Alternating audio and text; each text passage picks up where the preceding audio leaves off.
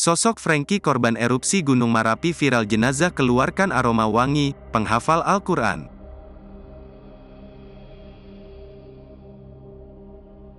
Tragedi erupsi Gunung Marapi di Provinsi Sumatera Barat menimbulkan banyak korban meninggal dunia. Salah satu yakni kisah Franky Candrakusuma turut jadi satu dari 23 orang dinyatakan tewas. Adapun sosok Franky Candrakusuma viral setelah jenazah ditemukan mengeluarkan aroma wangi. Cerita tersebut diungkap keluarga, teman hingga petugas yang mengevakuasi jenazah Franky Candrakusuma. Franky ternyata berstatus seorang guru PPL yang mengampuh pelajaran bimbingan konseling, BK, di SMPN 29 Padang. Tak hanya itu, Franky juga merupakan sosok penghafal Al-Quran. Dirinya berasal dari Kabupaten Solok Selatan. Semasa hidup dirinya dikenal dengan sifat baik dan ramahnya kepada teman dan rekan kerja.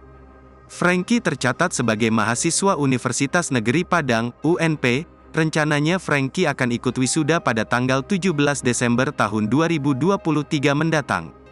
Bahkan di postingan akun TikTok lainnya @oktarifol26, disebutkan jika Franky saat kejadian sempat melindungi Ibu Novita ikut tewas dalam erupsi Gunung Marapi. Sementara itu, berdasarkan informasi yang beredar, jika jenazah Franky sudah dipulangkan ke kampung halamannya di Abai, Kecamatan Sangir, Batanghari. Adapun Franky Candrakusuma sudah dimakamkan pada Rabu tanggal 6 Desember tahun 2023 lalu.